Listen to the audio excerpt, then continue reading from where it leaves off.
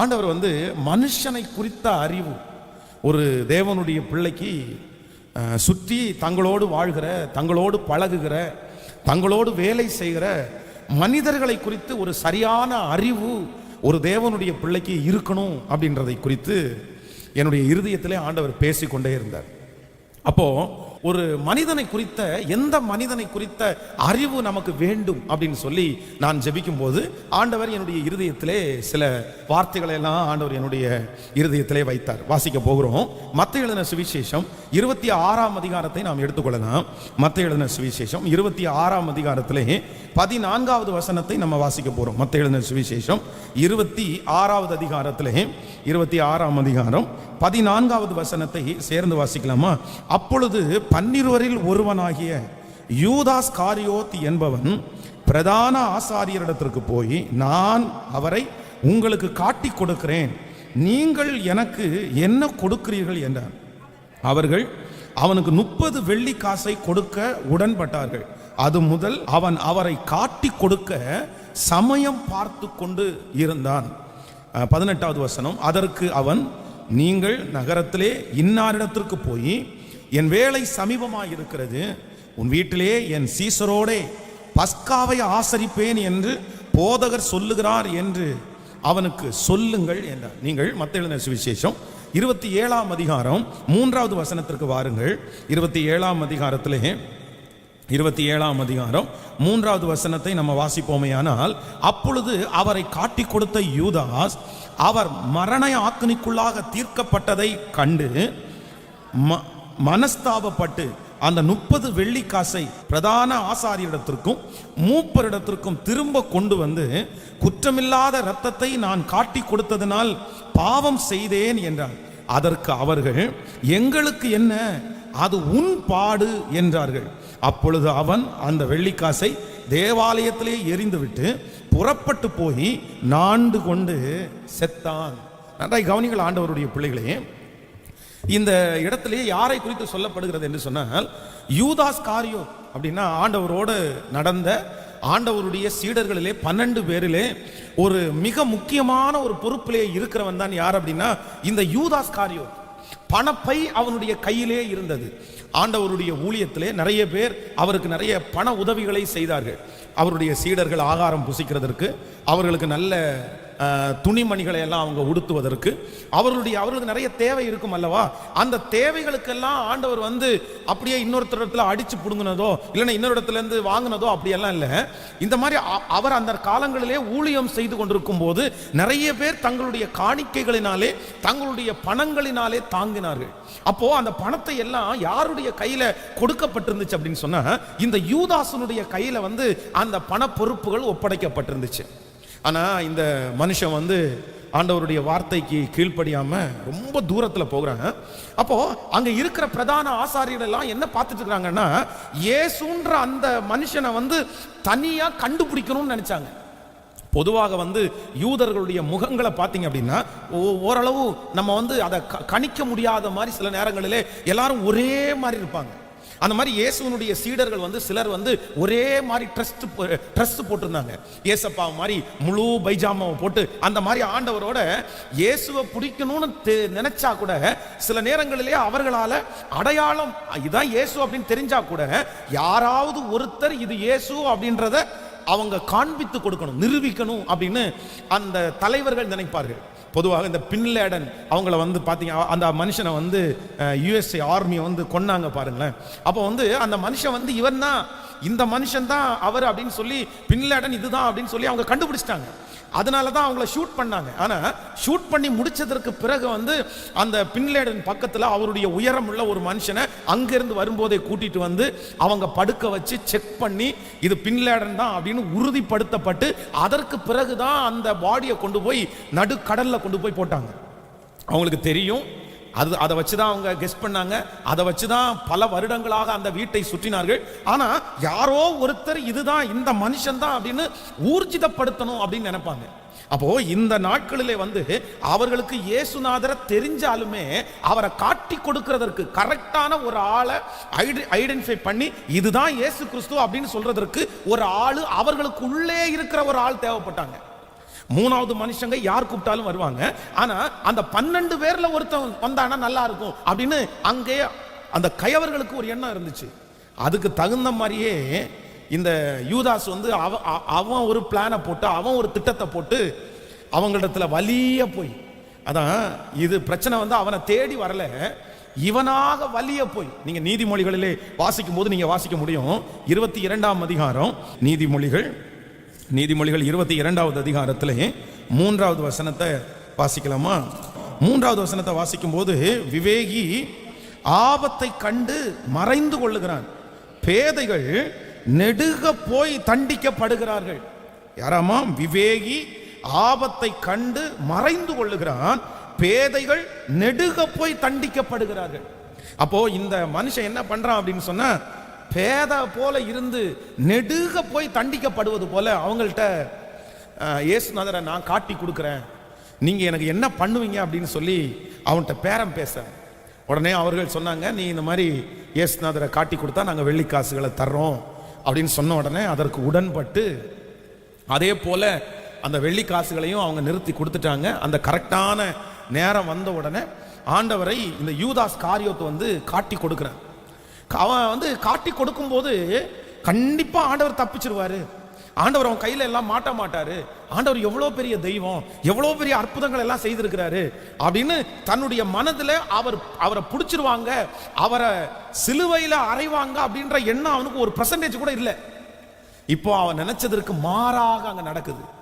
நடந்த உடனே தான் தப்பு செய்தேன் அப்படின்னு சொல்லி இருதயத்தில் குத்தப்பட்டு, அதான் அந்த வசனத்தை வாசித்தோம். 27ஆம் அதிகாரம் மத்தேயு எழுதின சுவிசேஷம் 27ஆம் அதிகாரம் 3வது வசனத்தை வாசிக்கும் போது, அப்பொழுது அவரை காட்டி கொடுத்த யூதாஸ் அவர் மரண ஆக்கணிக்குள்ளாக தீர்க்கப்பட்டதை கண்டு மனஸ்தாபப்பட்டு அந்த 30 வெள்ளிக்காசையும் பிரதான ஆசாரியரிடத்திற்கும் மூப்பரிடத்திற்கும் திரும்பி கொண்டு வந்து, குற்றமில்லாத இரத்தத்தை நான் காட்டி கொடுத்ததனால் பாவம் செய்தேன் என்றான்.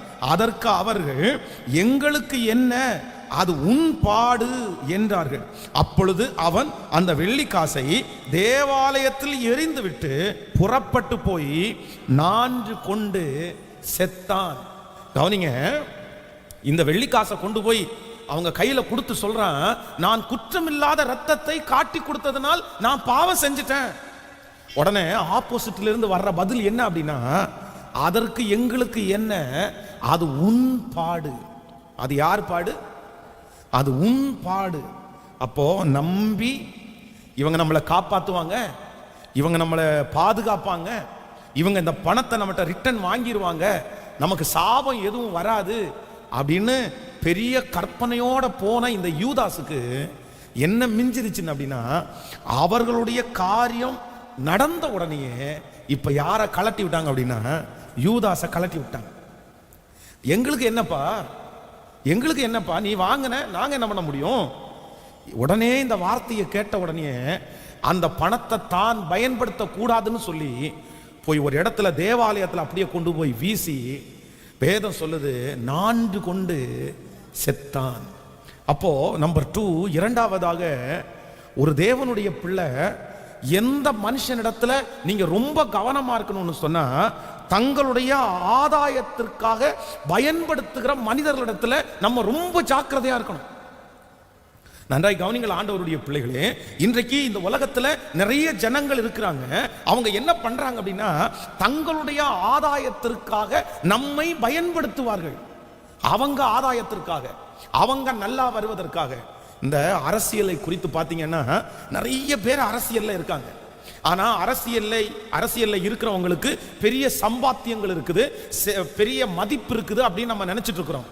ஆனா ஒண்ணு நினைச்சுக்குங்க, அந்த மதிப்பு அந்த அரசாங்கத்துல அந்த போஸ்டிங்ல இருக்கிற யார் ஒருவருக்கோ அந்த நபருக்கு தான் கிடைக்குதே தவிர, அந்த நபரை தேடி தங்களுடைய வாழ்க்கையை அழிக்கிறவர்களுக்கு என்னன்னா கிடைக்கிறதே இல்லைங்க, கிடைக்கிறதே இல்லைங்க. ஒரு சில கூட்டத்தை சில பகுதிகளில் நீங்க பாப்பீங்க, சில கிராமங்களில் பாப்பீங்க, சில தெருக்கள்ல பாப்பீங்க. ஒரு 20 பேர் 30 பேர் அந்த இடத்துல உட்கார்ந்து இருப்பாங்க. திடீர்னு ஒரு அரசியல் தலைவர் வர்றாரா, வந்த உடனே எல்லா இடத்துலையும் என்னப்பா, ஆளுக்கு ஒரு பிரியாணி பொட்டலமா, ஆளுக்கு ஒரு அந்த சாராய பாட்டில், ஒரு சாராய பாட்டில், ஒரு பிரியாணி பொட்டலம், கையில் 500 ரூபாய், அவ்வளவுதான்.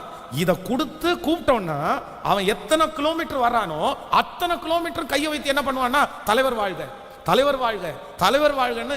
எந்த தலைவனுக்காக? அது இன்னொரு காமெடி நடப்பேன். இந்த தலைவனுக்காக இன்னைக்கு, நாளைக்கு அடுத்த தலைவனுக்காக, அடுத்த நாள் இன்னொரு கட்சி, ஒவ்வொரு கட்சியையும் மாறி மாறி மாறி. ஆனா இந்த தலைவர்கள் எல்லாம் என்ன பண்ணுவாங்கன்னா, கூட்டத்தை சேர்த்தாச்சு, ஒரு பெரிய போட்டோ எடுத்தாச்சு, பாரு என் பின்னாடி எத்தனை பேர் இருக்காங்க தெரியுமா, எத்தனை ஆயிரம் பேர் இருக்காங்க தெரியுமா, அதுக்கு தகுந்தது மாதிரி அவர்களுடைய தலைவரிடத்துல ஒவ்வொரு தலைக்கும் இவங்க 2000 செலவு பண்ணா அந்த ஒவ்வொரு தலைக்கும் அங்க 4000 வாங்கிறது. இப்போ அவங்க கதை முடிஞ்சிருச்சு. இவங்களுக்கு பிரியாணி பொட்டலத்தை தின்னுட்டு ஏப்பம் விட்டது மட்டும்தான் மிச்சம். அவ்வளவுதான், முடிஞ்சிச்சு. பிரியாணி பொட்டலத்தை தின்னுட்டு தண்ணியை அடிச்சுட்டு வீட்டில் போய் படுத்து கிடப்பாங்க. அடுத்த நாள் கஞ்சி குடிக்கிறதுக்கு வீட்டில் வழி இருக்காது. அப்போ ஒன்று ஆண்டவருடைய பிள்ளைகள் நினைத்துக் கொள்ளுங்கள், இந்த உலகத்துல நீங்க யாருடைய கைக்கு தப்பணும் அப்படின்னு சொன்னா, இன்னொருத்தருடைய ஆதாயத்திற்காக சில மனிதர்கள் உங்களை பயன்படுத்த நினைக்கும் போது நீங்க என்னவா இருக்கணும்னா, ரொம்ப ஜாக்கிரதையா இருக்கணும். சில மனிதர்கள் உங்களை அப்படித்தான் சுத்தி திரிகிறார்கள். அதுக்காக அவங்க என்ன வேணும்னாலும் உங்களை பண்ணுவாங்க.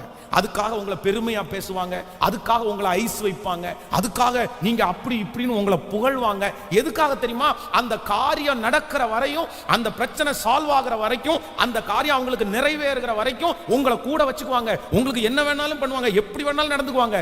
ஆனா அந்த காரியம் முடிஞ்சதற்கு பிறகு உங்களை ஒரு கருவேப்பிலை மாதிரி தூக்கி ஒதுக்கி வச்சுட்டு அவங்க பாட்டுக்கு போயிட்டே இருப்பாங்க. ஆனா எனக்கு ஒரு துக்கம் என்ன அப்படின்னு சொன்னா, ஒரு மனுஷன் இப்படி ஏமாத்திட்டார்ல, ஒரு மனுஷன் தன் ஆதாயத்திற்காக என்னை இப்படி பயன்படுத்தி என்னுடைய வருஷத்தை, என்னுடைய நாட்களை இவன் வீணடிச்சிட்டானே, இனி நம்ம இன்னொரு மனுஷனிடத்துல போய் சிக்கிர கூடாது அப்படின்ற ஒரு எண்ணம் ஆண்டவருடைய பிள்ளைகளுக்குள்ள ஏன் வரல அப்படின்றதான் எனக்கு வருத்தமா இருக்கு, ரொம்ப வருத்தமா இருக்குது. ரொம்ப கஷ்டம். ஏற்கனவே ஒரு மனுஷன் அவனுடைய ஆதாயத்திற்காக உங்க நாட்களை வேஸ்ட் பண்ணியாச்சே பிரதர், சிஸ்டர், உங்களுடைய வருஷங்களை வேஸ்ட் பண்ணியாச்சே. அவனுடைய ஆதாயத்திற்காக நீ எந்தெந்த காரியத்தெல்லாம் நீங்க இழந்தீங்க. அவங்க இன்னைக்கு நல்லா இருக்காங்க, அவங்க இன்னைக்கு போஷிக்கப்பட்டாங்க, அவங்க இன்னைக்கு வீடு கட்டிட்டாங்க, அவங்களுக்கு இன்னைக்கு வேலை வந்துருச்சு, அவங்களுக்கு எல்லாமே நடந்துருச்சு. ஆனா ஒன்னும் இல்லாம வெறுமையாய் துரத்தப்பட்டவர்கள் நீங்கள் தானே. ஆனா இனியும் திரும்பவும் அவர்களையோ இல்லை இன்னொரு மனிதர்களையோ நீங்கள் அப்படி சார்ந்து கொண்டால் உங்களுடைய ஞானம் எவ்வளவு குறைவா இருக்குன்னு நீங்க செக் பண்ணுங்க. அப்போ ஆண்டவரிடத்துல இன்னைக்கு நம்ம என்ன ஜெபிக்கணும் அப்படின்னு சொன்னா, ஆண்டவரே, ஆதாயத்திற்காக என்னை பயன்படுத்தணும்னு நினைக்கிற மனுஷனுடைய கைக்கு என்னை தப்புவீங்க ஆண்டவரேன்னு நீங்க ஜெபம் பண்ணணும். நம்மளை மட்டும் இல்ல, நம்முடைய பிள்ளைகளுக்காக ரொம்ப ஸ்பெஷலா ஜெபம் பண்ணணும். நம்முடைய பிள்ளைகளை ஆதாயத்திற்காக பயன்படுத்தணும்னு நினைக்கிறவங்க நிறைய பேர். நான் உங்களுக்கு சொல்றேன், நடந்த சம்பவம் உங்களுக்கு நீங்க தெரியணும் அப்படின்றதுக்காக தான் சொல்றேன். அதான் ஒரு நல்ல பணக்கார வீடு, ஒரு பொண்ணு ஒரு பையன், ஒரு நல்ல வசதி உள்ள ஒரு மனுஷன். அப்போ அவருடைய வேலை ஸ்தலத்தில் இருக்கிற ஒரு ஏழையான ஒரு பையன், படிக்காத பையன், அவன் நிறைய பாடத்துக்கு ஃபெயிலான பையன். உடனே இந்த வீட்டில் இருக்கிற அம்மாவுக்கு அந்த பையன் மேல இறக்கம் வருது. இப்படி ஒரு நல்ல பையன் இப்படி படிக்காம இப்படி இருக்கானே அப்படின்னு சொல்லி அவனை தன்னுடைய வீட்டுக்கு வர சொல்லி தன்னுடைய பிள்ளைய போல பார்த்து, தன்னுடைய பிள்ளைய போல அவனுக்கு சாப்பாடை கொடுத்து, அவனை வீட்டிலேயே உட்கார வச்சு, அவனை படிக்க வச்சு, எல்லா பாடத்திலையும் அவனை பாஸ் பண்ண வச்சு, இனி நல்ல ஒரு வேலைக்கு போப்பா அப்படின்னு அனுப்பி விட்டா, அந்த பையன் என்ன பண்றான்னு தெரியுமா? வீட்டில் குடியிருந்த நாட்களில் தங்கச்சியா பழக வேண்டிய பொண்ணை மனசை கெடுத்து அவளை தன்னை நேசிக்க வைத்து கொஞ்ச நாள் தான், அதற்கு பிறகு கொஞ்சம் ஒரு ஆண்டு தாண்டின உடனே அந்த பொண்ணுடைய இருதயத்தை மாற்றி இப்ப தன்னுடைய வீட்டுக்கு கூட்டிட்டு வர்றான். அவங்க அப்பாவுக்கு தெரியாம, அம்மாவுக்கு தெரியாம வீட்டை விட்டு கூப்பிட்டு, இன்னைக்கு அவனுடைய வீட்டுக்கும் அந்த வீட்டுக்கும் கொஞ்சம் தூரம் தான் இருக்குது. நம்மளை கண்டுபிடிச்சிருவாங்கன்னு சொல்லி யாருக்குமே தெரியாம 2 நாள் தலைமறைவா இருந்துட்டாங்க 2 பேருமே. அந்த பொண்ணை கல்யாணம் பண்ணி. ஆனா அந்த பையனுடைய அம்மா பாத்தீங்க அப்படின்னு சொன்னா ஒரு கவலையும் இல்லை, அவங்களுக்கு ஒரு கவலையும் இல்லை. ஏன் அப்படின்னா ஆல்ரெடி அது பிளான். ஏற்கனவே குடும்பமா என்ன போட்டுட்டாங்க? பிளான் பண்ணிட்டாங்க, திட்டம் போட்டாங்க. என்ன திட்டம் போட்டாங்க அப்படின்னு சொன்னா, என்னதான் இருந்தாலும் எத்தனை நாள் தான் அவங்க அப்பா கோவிச்சுட்டு உட்காந்துருப்பாரு, எத்தனை நாள் தான் அவங்க அப்பா அப்படி இருப்பாரு, கண்டிப்பா மாறுவாங்க. இந்த பிள்ளைக்குள்ள பணத்துல பாதிய கொடுத்தா கூட என் பையன் பாருங்க, நல்லா அத மண்ணுக்காக மாணிக்கத்தை இழக்கிறதுன்றது இதுதாங்க. எங்கேயோ இருக்க வேண்டிய பொண்ணு ஒரு நல்ல சேர்ல உட்கார்ந்து அந்த பொண்ணு சம்பாரிச்சு அந்த குடும்பத்தை நடத்தி ஒரு வசதியான குடும்பத்தில் இருக்க வேண்டிய ஒரு பொண்ணு இந்த பையனை நம்பி பார்த்தீங்க அப்படின்னா, இந்த கறி சட்டி இருக்கு பாருங்களேன், அவங்க வீட்டில் கேஸ் அடுப்பு கூட இல்லை, அந்த விறகு அடுப்பு தான் இருக்குது. இந்த விறகு அடுப்பில் நம்ம மேலே வைக்கிற பாத்திரம் பார்த்தீங்கன்னா அடியில் கறி பிடிக்கும் பாருங்களேன், அந்த சட்டியை உட்காந்து கழுவிட்டு இருங்க, சாம்பல் போட்டு கழுவிட்டு இருக்கா. எங்க உட்கார வேண்டிய பொண்ணு அப்படியே, அதெல்லாம் நம்ம பார்த்தாலே நமக்கு கண்ணீர் வருது. அவங்க அம்மா அப்பா பார்த்தா எவ்வளவு கண்ணீர் வரும். ஏமா, நீ எங்க உட்கார வேண்டிய ஆளுமா, நீ எந்த வீட்டில் மருமகளா போக வேண்டியவா, நீ எந்த மனுஷனுக்கு வாழ்க்கைப்பட வேண்டியவா. ஆனா தன்னுடைய சுய ஆதாயத்திற்காக அன்பு வச்சு வர்றது பிரச்சனை இல்லை. சரி, ஏதோ ஒரு அன்பு, 2 பேரும் பயங்கரமா பாசமா இருந்தாங்க, 2 பேரும் அன்பு அப்படின்னு. ஆனா குறிப்பிட்ட நிறைய பேருடைய மனசுல இன்னைக்கு எதுக்காக தான் நம்மளை நேசிக்கிறாங்க அப்படின்னா ஆதாயத்திற்காகன்றதை நீங்க மறந்துடக்கூடாது. பிரதர், உங்களை நேசிக்கிறவங்களில் 80% பேர் உண்மையான அன்புள்ளவங்களான்னு செக் பண்ணிக்கிங்க. சிஸ்டர், உங்களை நேசிக்கிறவங்க உண்மையான அன்புள்ளவர்களா அப்படின்றத நீங்க செக் பண்ணிக்கிங்க. நிறைய பேர் எதுக்காக தான் உங்கள்கிட்ட பழகுவாங்க அப்படின்னு சொன்னா ஆதாயத்திற்காக தாங்க பழகுவாங்க. ஆதாயத்திற்காக கண்டிப்பா நீங்க ஜெபிக்கணும். இந்த ஜெப திருவிழாவில் உங்க ஜெபம் எப்படியா இருக்கணும் அப்படின்னா, எங்களுக்கு மட்டும் இல்லை, எங்க குடும்பத்துல எல்லாருக்குமே, ஆண்டவரே நாங்கள் மனிதர்களை அடையாளம் கண்டுகொள்ள வேண்டும்.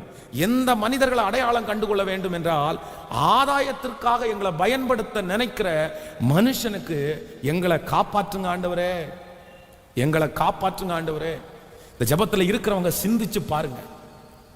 யாராவது ஒருத்தர் இப்படி உங்களை ஆதாயத்திற்காக பயன்படுத்துகிறார்களா? ஆதாயத்திற்காக நீங்க கஷ்டப்பட்டு, நீங்க உழைச்சு, நீங்க ரத்த வேர்வை சிந்தி, நீங்க ராத்திரி பகலா தூங்காம உட்கார்ந்து பாடுபட்டு இன்னொருத்தருக்கே அழிச்சிட்டு இருக்கிறது ஆண்டவருடைய சித்தம் அல்ல. ஆண்டவருடைய சித்தம் அல்ல. நான் நம்புறேன், உன் கையின் பிரயாசத்தை நீ சாப்பிடுவாய், உனக்கு பாக்கியமும் நன்மையும் உண்டாயிருக்கும். உன் மனைவி உன் வீட்டோரங்களில் கனிதரும் செடி, உன் பிள்ளைகள் உன் பந்தியை சுற்றிலும் ஒலிவ மர கன்றுகளை போல் இருப்பார்கள். பிரதர், நீங்க கஷ்டப்பட்டு உழைக்கிற பணத்தை நீங்க சாப்பிடலாம் பிரதர், உங்க மனைவி சாப்பிடலாம் பிரதர், உங்க பிள்ளை சாப்பிடலாம் பிரதர். சிஸ்டர், நீங்க கஷ்டப்பட்டு உழைச்ச பணத்தை நீங்க சாப்பிடலாம், உங்க கணவனார் சாப்பிடலாம், உங்க பிள்ளை சாப்பிடலாம். ஆனா 3வது ஒரு நபர் நீங்க கஷ்டப்பட்ட பணத்தை சாப்பிடுறது அப்படின்றது அது ஆசீர்வாத குறைவு என்கிறத நீங்க மறந்துடவே கூடாது, மறந்துடவே கூடாது. ஆண்டவர் இந்த மாதிரி அந்த ஆசீர்வாத குறைவு எனக்கு தர வேணாம் ஆண்டவர்.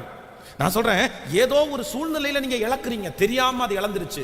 ஆனா நீங்களா போய் என்ன பண்ணிடாதீங்கன்னா, அவன் 100% அவனுடைய ஆதாயத்திற்காகத்தான் சிரிக்கிறான்னு தெரியும், 100% அவனுடைய ஆதாயத்திற்காக தான் நம்ம உயர்த்துறோம் அப்படின்னு நமக்கு தெரியும், 100% அவனுடைய ஆதாயத்திற்காக தான் மற்றவங்களுக்கு முன்பாக நம்ம தலை மேல ஒரு பெரிய ஐஸ் கட்டியா வைக்கிறான்னு தெரியும். அப்போ அவன் ஆதாயத்திற்காக அவன் அப்படி பேசினான்றதுக்காக நம்முடைய ஆசீர்வாதங்களை இழக்க கூடுமா? இழக்க கூடுமா? இழக்கவே கூடாது. வாலிப தம்பிகளும் தங்கச்சிகளும் இதுல ரொம்ப கவனமா இருக்கணும். நீ இப்ப கஷ்டப்பட மாட்ட பிரதர், ஒரு காலம் வரும்போது நீ ரொம்ப யோசிப்ப, ரொம்ப யோசிப்ப. இன்னைக்கு அப்படி ஒரு கூட்டம் தெரியுது. நான் ஆயிரக்கணக்கான பேரை பார்க்கறதுனால எனக்கு தெரியும். உங்களுக்கு அதனால தான் உங்களுக்கு சொல்லி கொடுக்குறேன். நிறைய பேரை நாங்கள் சந்திக்கிறோம்ல, சந்திக்கும் போது பார்த்தீங்க அப்படின்னா அந்த புள்ள பார்த்தீங்கன்னா அவ்வளோ நல்ல பிள்ளையா இருப்பாங்க, அந்த பையன் பார்த்தீங்கன்னா அவ்வளோ நல்ல பையனா இருப்பாங்க. அந்த பையன் அவங்க அம்மாவுடைய பேச்சை கேட்க மாட்டான், அவங்க அப்பாவுடைய பேச்சை கேட்க மாட்டான், கூட பிறந்தவங்களுடைய பேச்சை கேட்க மாட்டான். ஆனா இந்த லேடி பேசுகிற பேச்சை அப்படியே கேட்பாங்க. அந்த பொண்ணும் அப்படிதான், அவங்க அப்பா பேச்ச கேட்க மாட்டாங்க, அவங்க அம்மா பேச்ச கேட்க மாட்டாங்க. ஆனா இந்த பையன் அவன் சரியில்லைன்னு தெரியும், அவன் மோசமானவன்னு தெரியும், அவன் எல்லாத்தையும் புடுங்கிட்டான்னு தெரியும். ஆனாலும் இந்த பொண்ணுக்கு யார் மேல நம்பிக்கை அதிகம்னா அவன் மேலதான் நம்பிக்கை அதிகம். இது என்ன விதத்துல, எந்த விதத்துல இருக்கும்? அப்போ நம்ம ஜெபம் பண்ணுவோம், ஆண்டவரே அப்படிப்பட்ட மனிதர்களுக்கு எங்களை தப்புவியும் ஆண்டவரே. ஹல்லேலூயா. கைகளை உயர்த்துங்க. அப்படி கைகளை உயர்த்தி ஆண்டவரிடத்துல எல்லாரும் ஜெபிங்க, எல்லாரும் ஆண்டவரிடத்துல கேளுங்க. ஆண்டவரே அப்படிப்பட்ட மனிதருடைய கைகளுக்கு எங்களை தப்புவிக்கிறவர் நீர்தான் என்ற ஆண்டவரிடத்துல கேளுங்க. ஸ்தோத்திரம். உங்களால மட்டும்தான் முடியும். எங்களை பாதுகாக்கிறவர் நீர்தான் ஆண்டவரே. உம்முடைய கிருபை மகா மகா பெரியது, உம்முடைய இரக்கங்கள் மகா மகா பெரியது ஆண்டவரே. உம்முடைய தயவு மகா பெரியது. தகப்பனே, எங்களை அப்படிப்பட்டவருடைய கையிலிருந்து எங்களை விடுதலையாக்கும் ஆண்டவரே. ஆமென். இந்த ஜெபத்திற்கு முன்பாக ஒருவேளை அப்படிப்பட்ட சூழ்நிலையில நம்ம இருக்கலாம். ஆனா இனி அதை குறித்த ஒரு பெரிய தெளிவை ஆண்டவர் நமக்கு நிச்சயம் தருவார் என்று நான் விசுவாசிக்கிறேன். ஆமென். வேதத்துல இப்படிப்பட்ட சில மனிதர்களை குறித்து நமக்கு எழுதி இருக்கு. அதை கூட உங்களுக்கு ஞாபகப்படுத்தி உங்களுக்காக ஜெபித்து முடிக்க நான் ஆசைப்படுகிறேன். வாசிக்கலாம். 1 ராஜாக்களின் புஸ்தகத்தை எடுத்துக்கொள்ளுங்கள். 1 ராஜாக்களின் புஸ்தகம் 13ஆம் அதிகாரத்தை எடுத்துக்கொள்ளலாமா? 13ஆம் அதிகாரத்திலே 11வது வசனத்தை வாசிக்க போகிறோம். கிழவனான ஒரு தீர்க்கதரிசி பெத்தேலிலே குடியிருந்தான். அவன் குமாரர் வந்து தேவனுடைய மனுஷன் அன்றைய தினம் பெத்தேலிலே செய்த எல்லா செய்கைகளையும் அவன் ராஜாவோடே சொன்ன வார்த்தைகளையும் தங்கள் தகப்பனுக்கு அறிவித்தார்கள். அப்பொழுது அவர்கள் தகப்பன் அவன் எந்த வழியாய் போனான் என்று அவர்களை கேட்டான். யூதாவிலிருந்து வந்த தேவனுடைய மனுஷன் போன வழி இன்னதென்று அவன் குமாரர் பார்த்திருந்தபடியால் அவன் தன் குமாரரோட கழுதையின் மேல் சேணம் வைத்து கொடுங்கள் என்றான். அவர்கள் கழுதையின் மேல் சேணம் வைத்து கொடுத்த பின் அவன் அதன் மேல் ஏறி தேவனுடைய மனுஷனை தொடர்ந்து போய் ஒரு கர்வாலி மரத்தின் கீழே உட்கார்ந்திருக்கிற அவனை கண்டு, யூதாவிலிருந்து வந்த தேவனுடைய மனுஷன் நீதானா என்று அவனை கேட்டதற்கு அவன் நான் தான் என்றான். அப்பொழுது அவனை நோக்கி, நீ என்னோடே வீட்டுக்கு வந்து அப்பம் புசி என்றான். அதற்கு அவன், நான் உம்மோடே திரும்பவும் உம்முடனே உள்ளே போகவும் மாட்டேன். இந்த ஸ்தலத்திலே உம்மோடே நான் அப்பம் புசிக்கவும் தண்ணீர் குடிக்கவும் மாட்டேன். ஏனென்றால் நீ அப்பம் புசியாமலும் நீ அங்கே தண்ணீர் குடியாமலும் நீ போன வழியாய் திரும்பாமலும் இரு என்று கர்த்தருடைய வார்த்தை எனக்கு உண்டாயிற்று என்றான். அதற்கு அவன், உம்மை போல நானும் தீர்க்கதரிசிதான். அவன் அப்பம் புசித்து தண்ணீர் குடிக்க நீ அவனை திருப்பி உன் வீட்டிற்கு அழைத்து கொண்டு வா என்று ஒரு தூதன் கர்த்தருடைய வார்த்தையாக என்னோடே சொன்னார் என்று அவனிடத்தில் பொய் சொன்னான். நல்லா கவனிங்க ஆண்டவருடைய பிள்ளைகளே, ரொம்ப கவனமா கவனிக்கணும். இந்த இடத்துல கிழவனான ஒரு தீர்க்கதரிசி இருக்கிறார், இளமையான ஒரு தீர்க்கதரிசி இருக்கிறார். இந்த இளமையான தீர்க்கதரிசி வேதம் சொல்லுகிறது ஒரு மிகப்பெரிய ரட்சிப்பை அவர் மூலமாய் கர்த்தர் கட்டளை இடுகிறார். ஆண்டவர் அந்த தீர்க்கதரிசியை அனுப்பும் போது சொல்றாரு, நீ போ, நான் உன் கூட இருப்பேன், அங்க உன் கையினால பலத்த காரியங்கள் எல்லாம் நடக்கும். ஆனா ஒண்ணு, நீ என்ன பண்ணக்கூடாது அப்படின்னா, அங்க போய் இந்த அற்புதத்தை எல்லாம் நீ நடத்தி காண்பிக்கும் போது அங்க இருக்கிற ராஜா உன்னை சாப்பிட சொல்லுவாரு, உன்னை அங்க ரெஸ்ட் எடுக்க சொல்லுவாரு. ஆனா நான் உன்னை எந்த வேலைக்காக அனுப்புறேனோ அந்த வேலையை முடிச்சிட்டு நீ போன வழியா கூட திரும்பி வராம இன்னொரு வழியா வா அப்படின்னு சொல்லி ஆண்டவர் வந்து அனுப்பி விடுவாரு. அந்த தீர்க்கதரிசி அப்படி போவாரு, அந்த மாதிரி அற்புதங்கள் எல்லாம் நடக்கும். நடந்த உடனே அந்த ராஜா சொல்லுவாரு, ஐயோ இப்படிப்பட்ட தீர்க்கதரிசி நான் பார்த்தது இல்ல, நீங்க என் கூட சாப்பிடலாம் இல்ல, நீங்க என் கூட ரெஸ்ட் எடுத்துட்டு போலாம் இல்ல. அப்ப இந்த தீர்க்கதரிசி சொல்லுவாரு, இல்ல ஆண்டவர் என்ன வந்து அப்பம் புசிக்க கூடாது, தங்க கூடாது அப்படின்னு சொல்லிட்டாரு, நான் வந்த வழியாய் கூட போக கூடாதுன்னு சொல்லிட்டாரு, அதனால நான் இங்க பண்ண மாட்டேன்னா அங்க இருந்து தப்பிச்சு பிரயாணப்பட்டு வேறு வழியா போறாரு. இப்போ அங்க மிலிட்டரியில் இருக்கிற 2 பசங்க, அவங்க அப்பாவும் ஒரு தீர்க்கதரிசி, அவர் வயசான தீர்க்கதரிசி. அந்த 2 பசங்களும் வந்து அவங்க அப்பாட்ட சொல்றாங்க, நீங்களும் ஒரு தீர்க்கதரிசியா இருக்கிறீங்க, ஆனா நாங்க இப்போ ஒரு தீர்க்கதரிசியை பார்த்தோம், வயசு கம்மி தான், ஆனா ஆளு பயங்கரமான ஃபயர், அப்படியே கைய அவருக்கு விரோதமா நீட்டப்பட்ட கையை அப்படியே நின்றுச்சு, பலிபீடம் அப்படியே பாம்பு வச்சது மாதிரி அப்படியே வெடிச்சு செதறது. என்ன மிராக்கல், இப்படிப்பட்ட ஒரு தீர்க்கதரிசியை நாங்க பார்த்ததே இல்லைன்னு அவங்க அப்பா முன்னாடி அப்படியே புகழ்றாங்க. உடனே அவங்க அப்பாவுக்கு என்ன தோணுது அப்படின்னு சொன்னா, எங்க பசங்களே இவனை இவ்வளவு பெருசா சொல்றாங்களே, அதனால நம்ம இந்த காலத்துல ரொம்ப ஃபேமஸ் ஆயிடுச்சுன்னா உடனே செல்ஃபி எடுக்கிறதுக்கு கூப்பிடுவாங்கல்ல. நம்ம யாராவது ரொம்ப ஃபேமஸ் ஆனவங்களோட நின்று அந்த போட்டோவை எடுத்து அதை வாட்ஸ்அப்லயோ இல்லைன்னா இதை ஃபேஸ்புக்லயோ எல்லாம் போட்ட உடனே, ஏய் என்ன இவங்களோட போட்டோ எடுத்துருக்கீங்களா அப்படின்னு ஒரு பெருமையா பேசுவாங்கல்ல, அது நமக்கு நிறைய பேருக்கு பிடிக்கும்ல. அப்படி ஒரு பிரியர்கள்னு நினைக்கிறேன் நான். உடனே அவங்க அப்பாவுக்கு எப்படியாவது அவனை வீட்டில் கூப்பிடுறணும் அப்படின்னு. பசங்க 2 பேரும் சொல்றாங்க, அப்பா வேலையை பாருங்கப்பா, ராஜா கூப்பிட்டதுக்கு பிறகே அவர் என்ன பண்ணல, வரல, நீங்க கூப்பிட்டா வர போறாரு. உடனே இப்ப இவருக்கு வந்து ஒரு ஈகோ பிரச்சனை மாதிரி, நான் ஒரு தீர்க்கதரிசி, நான் கூப்பிட்டா வர மாட்டானா, நான் கூட்டு வரேன்டா, நீங்க பாருங்க கூட்டு வரேன். இவனுடைய மதிப்பு, இந்த தீர்க்கதரிசியினுடைய அந்த பொசிஷன் வந்து தன்னுடைய பிள்ளைகளுக்கு முன்னாடி குறைஞ்சு போக கூடாதுன்னு நினைச்சாரோ என்னமோ தெரியல. அந்த இளம் தீர்க்கதரிசியை போய் பார்க்க போறாரு. உடனே அவர் சொல்றாரு, இல்ல இல்ல எங்களால என்ன பண்ண முடியாது, என்னால வர முடியாது, ஆண்டவர் வந்து வரக்கூடாதுன்னு சொல்லிட்டாரு, அவர் சொல்லிட்டாரு. ஆனா இந்த தீர்க்கதரிசி அவருடைய சொந்த ஆதாயத்திற்காக தன்னை அவர் தன்னுடைய பிள்ளைகளுக்கு அவரை கூட்டிட்டு வருவேன் அப்படின்னு வாக்கு கொடுத்ததற்காக, நல்லா கவனிங்க, இது உலகத்தான் கிடையாது, இது துன்மார்க்கன் கிடையாது. இவர் இவர் யாரு? யாருடைய தீர்க்கதரிசி? கர்த்தருடைய தீர்க்கதரிசி. ஊழியக்காரங்க போய் சொல்லுவாங்களா? சொல்லுங்க, என்ன அப்படி பாக்குறீங்க? ஆனா இங்க சொன்னது யாரு?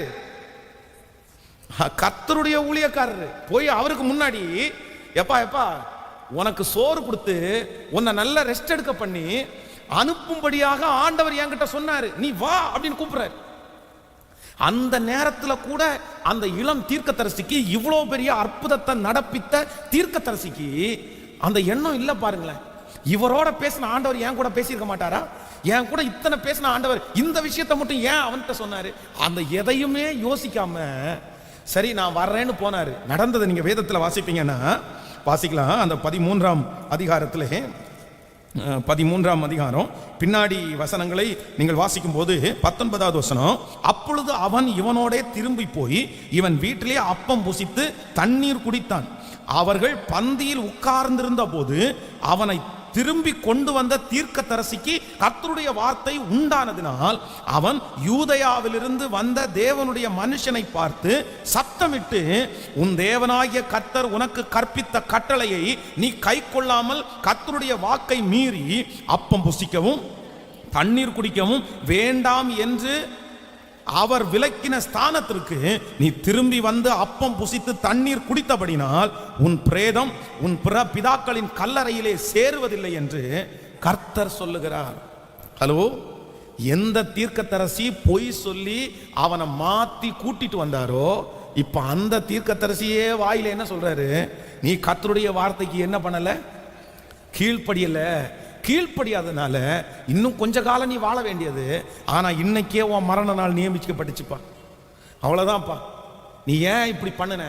அப்போ ஒன்று நினைத்துக் கொள்ளுங்கள், ஆதாயத்திற்காக வெறும் உலகத்தில் இருக்கிற மனுஷன் கிடையாது. சில நேரத்தில் ஆதாயத்திற்காக ஆண்டவரை நம்புற பிள்ளைகள் கூட உங்களை அவர்களுடைய ஆதாயத்திற்காக உங்களை நடத்த முடியும். கடைசியில எல்லாம் பண்ணி முடிச்சிட்டு நீங்க ஒண்ணும் இல்லாம நிற்கதியா நிற்கும் போது அவங்க வாயிலிருந்தே என்ன சொல்லுவாங்க தெரியுமா? நீ ஏன் கர்த்தருடைய வார்த்தையை கேட்கலையா? நீ ஏன் ஜெபம் பண்ணலையா? நீ ஏன் பரிசுத்தமா வாழலையா? உனக்கு ஆண்டவர் எச்சரிக்கலையா? நீ கர்த்தருடைய சித்தத்துக்கு கேட்டியா இல்லையா? நீ ஆண்டவரத்துல அடையாளம் கேட்டியா இல்லையா? நன்றாய் கவனிங்கள், இந்த இடத்துல ஒரு மனுஷனை பயன்படுத்த நினைச்சது உலகத்தான் கிடையாது. யாரு பயன்படுத்த நினைச்சானா? கர்த்தருடைய ஊழியத்தை செய்யறவங்க. கர்த்தருடைய ஊழியத்தை தேவ பிள்ளைகளுக்கு ஒரு ஆலோசனை சொல்றேன். பைபிளை தூக்குன உடனே நீங்க என்ன பண்ணிடக்கூடாது? சொல்லுங்க, பக்கத்துல கையை பிடிச்சு சொல்லுங்க. பைபிளை தூக்குன உடனே நம்பிடக்கூடாது. 4 அந்நிய பாஷையை பேசின உடனே நம்பிடக்கூடாது. சொல்லுங்க, சத்தமா சொல்லுங்க, கை பிடிச்சு சொல்லுங்க. அப்பதான் உங்களுக்கு அப்படிதான் நீங்க கரெக்டா இருப்பீங்க. 4 அந்நிய பாஷையை பேசின உடனே நீங்க நம்பிடக்கூடாது. அப்படியே கண்ணை மூடிட்டு 4 தீர்க்க தரிசனம் சொன்ன உடனே நீங்க நம்பிடக்கூடாது. இன்னைக்கு இருக்கிற சில கிறிஸ்தவ கூட்டத்தில் இருக்கிற பொல்லாத காரியம் என்ன அப்படின்னு சொன்னா, கண்ணை மூடி 4 சொல்லியாச்சா உடனே ஐயோ அப்படி அவ்வளவுதான், இவர்கிட்ட நம்ம எல்லாம் செஞ்சிடலாம், இவர்கிட்ட நம்ம எல்லாம் பண்ணிடலாம், அவ்வளவுதான். அந்நிய பாஷையில 1 மணி நேரம் ஏதாவது பேசிட்டாரா உடனே? அப்படி இல்லை. நான் சொல்றேன், எல்லாரும் கெட்டவர்கள் என்று சொல்லவில்லை. ஆண்டவருக்காக மிக வைராக்கியமாய் மிக நன்றாய் ஊழியம் செய்கிற ரொம்ப அர்ப்பணிக்கப்பட்ட ஊழியக்காரர்கள் இருக்கிறதுனால தான் இன்றைக்கு நம்முடைய கிறிஸ்தவம் வளர்ந்து கொண்டிருக்கிறது. ஆனா நிறைய ஆட்டு தோலை போர்த்தி கொண்டு நிறைய ஓநாய்கள் சுற்றி திரிகிறது. வெளியில வெள்ளையடிக்கப்பட்ட கல்லறையை போல வெளியில் அவங்க போதகருடைய அந்த காரியத்தை காமிச்சிட்டு, ஊழியக்காரன் என்கிறத காமிச்சிட்டு, நாங்க ஜெபம் பண்றோம் அப்படின்றத காமிச்சு வீடுகளுக்காய் சென்று அவர்களை ஏமாற்றி வஞ்சித்து வீடுகளிலே பிரச்சனையை கொண்டு வந்து அதன் மூலமாய் பாதிக்கப்பட்ட எத்தனை குடும்பங்கள் இன்றைக்கு இருக்கு தெரியுமா? எத்தனை குடும்பங்கள் இருக்கு தெரியுமா? அப்போ ரொம்ப கவனமா இருக்கணும். என்ன அப்படின்னா, ஆண்டவருடைய பிள்ளைங்க ஆண்டவருடைய நாமத்தை சொல்லி உங்கள்கிட்ட வந்தாலும் நீங்க அவங்களுக்கு என்ன ஆயிடக்கூடாதுன்னா, நீங்க பலியாயிடக்கூடாது. அவர்களுடைய ஆதாயத்திற்காக ஆண்டவருடைய பிள்ளைகள் கூட நீங்க கர்த்தருடைய ஊழியத்தை செய்றீங்க, அது வேற. கர்த்தருக்காக செய்யுங்க. அதான் நான் சொல்லுவேன், ஆண்டவருக்காக செய்யுங்க. ஆனா ஒரு நாளும் மனுஷனுடைய முகத்தை பார்த்து நீங்க என்ன பண்ணக்கூடாது, கேட்கல, செய்யவே கூடாது. நீங்கள் எதை செய்தாலும் அவருக்கு, கர்த்தருடைய நாமம் மகிமைக்காக செய்யுங்க. ஒரு ஊழியக்காரனுக்கு சேவை செய்றீங்களா, உதவி செய்றீங்களா, ஆண்டவர் நாம மகிமைக்காக செய்யுங்க. ஒரு ஊழியத்திற்காய் கொடுக்கிறீர்களா, ஆண்டவரை பார்த்து கொடுங்க. ஆனா ஒரு நாளும் யாரை பார்த்து செய்யக்கூடாதுன்னா, மனுஷனை பார்த்து செய்யக்கூடாது, மனுஷனை பார்த்து செய்யக்கூடாது. இதுல ஆண்டவருடைய பிள்ளைகளுக்கு கண்டிப்பாக ஒரு அவேர்னஸ் தேவை. ஆமேன் சொல்லுங்கள். அப்போ சிலர் ஆதாயத்திற்காக அந்த மாதிரி வேஷம் போடுறவங்க கூட நமக்குள்ள வருகிறதுக்கு வாய்ப்பு, சொல்லுங்க, வாய்ப்பு இருக்குது. நாங்க அதை பார்த்திருக்கிறோம். எத்தனையோ பேர் அப்படி பாதிக்கப்பட்டு இன்று இழந்து போய் நிற்கிறதை நாங்கள் பார்த்திருக்கிறோம். அதான் ஒருத்தருக்கு அவருடைய வேலைகளை செய்வதற்கு ஒரு 25 பேர் தேவைப்பட்டாங்களாமா. அவருடைய சர்ச்சில் இருக்கிறவங்க எல்லாரும் கவர்மெண்ட்ல வேலை பண்றவராம். உடனே ஒரு நாள் அவர் அனௌன்ஸ் பண்ணாராமா. என்ன அனௌன்ஸ் பண்ணார் தெரியுமா? உங்க எல்லாரையும் ஆண்டவர் வேலையை விட்டுட்டு ஊழியத்துக்கு வர்றதுக்கு விரும்புறாரு. எல்லாருமே வாலண்டியரா ரிட்டையர்மெண்ட் எழுதி கொடுத்துருங்க. எழுதி கொடுத்து அதுல வர்ற அந்த வாலண்டியர் ரிட்டையர்மெண்ட் பண்ணா அதுல ஹியூஜா ஒரு அமௌண்ட் வரும்ல, அந்த அமௌண்ட்டை எல்லாம் கொண்டு வாங்க, எல்லாருக்கும் சேர்ந்து ஒரு இடத்த வாங்கிடுவோம். அந்த இடத்த வாங்கி அதுல நம்ம கொட்டாரம் போட்டு அங்க நம்ம ஊழியம் செய்யலாம்னு சொல்லி இவர் சொன்ன வார்த்தையை நம்பி கவர்மெண்ட் வேலையை வேண்டான்னு எழுதி கொடுத்து கர்த்தர் என்ன ஊழியத்துக்கு அழைக்கிறாருன்னு நம்பி அந்த மனுஷன் கடைசியில ஒரு துன்மார்க்கமான வாழ்க்கை வாழ்ந்து இன்றைக்கு தன்னுடைய குடும்பத்தை இழந்த எத்தனையோ பேர் என் கண்ணுக்கு முன்னாடி தெரியும், அதுல பாதிக்கப்பட்டவர்கள். அப்போ நம்ம ரொம்ப ஜாக்கிரதையா இருக்கணும். அந்த ஞானத்தை கூட யார் தான் தரணும் அப்படின்னா, கர்த்தர் தான் தரணும். ஆமென். இங்க ஏமாத்தினது யாரு சொல்லுங்க? ஆண்டவருடைய பேரை சொல்லி. யார் பேரை சொல்லி? எதை தூக்கிட்டு? பைபிளை தூக்கிட்டு, ஜெபத்தின் மூலமாய். இல்ல இல்ல இல்ல, அதனால எல்லாரையும் தவறாக பார்க்கும்படியாக நான் உங்களுக்கு சொல்லல. ஆனா அந்த ஞானத்தையும் அந்த கிருபையும் கர்த்தரிடத்திலே கேட்டு பெற்றுக்கொள்ளுங்க. ஆண்டவரே எனக்கு அறிவை தாருங்க ஆண்டவரே. எந்த மனுஷனுடைய ஆதாயத்திற்காக நான் என்ன பண்ணக்கூடாதுன்னா, பயன்பட்டு விடவே கூடாது. மனிதர்கள் எங்களை அடிமையாக்காதபடிக்கு நீர் எங்களை உம்முடைய கரத்தினாலே பாதுகாத்து கொள்ளும். ஹல்லேலூயா. ஊழியர்களுக்கு செய்கிறதல்ல தவறல்ல, ஊழியங்களை தாங்குகிறது தவறல்ல. ஆனா நான் நம்புறேன், கர்த்தரே இல்லாத, கர்த்தரோடையே நடக்காத, கர்த்தருடைய சத்தத்தையே கேட்காத அவர்களை என்கரேஜ் பண்றத ஆண்டவர் ஒரு காலம் என்ன பண்ண மாட்டாருன்னா, விரும்பவே மாட்டாரு. ஆமென் சொல்லுங்கள். இது மட்டும் இல்ல, வேதத்துல இன்னொரு வசனத்தை கூட நான் உங்களுக்கு ஞாபகப்படுத்துறேன். எடுத்துக்கொள்ளுங்கள். ஆதியாகமம் 31ஆம் அதிகாரத்தை எடுத்துக்கொள்ளுங்கள். ஆதியாகமம் 31ஆம் அதிகாரம் 37வது வசனத்தை வாசிக்க போகிறோம்.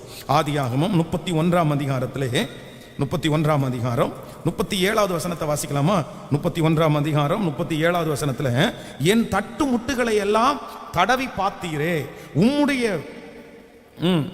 வீட்டு தட்டு முட்டுகளில் எண்ணத்தை கண்டுபிடித்தீர், அதை என்னுடைய சகோதரருக்கும் உம்முடைய சகோதரருக்கும் முன்பாக இங்கே வையும், அவர்கள் எனக்கும் உமக்கும் நடு தீர்க்கட்டும். இந்த 20 வருஷ காலமாய் நான் உம்மிடத்தில் இருந்தேன், உம்முடைய செம்மறி ஆடுகளும் வெள்ளாடுகளும் சினை அழியவில்லை, உம்முடைய மந்தையில் கடாக்களை நான் தின்னவில்லை, பீருண்டதை நான் உம்மிடத்திற்கு கொண்டு வராமல் அதற்காக நான் உத்தரவாதம் பண்ணினேன்.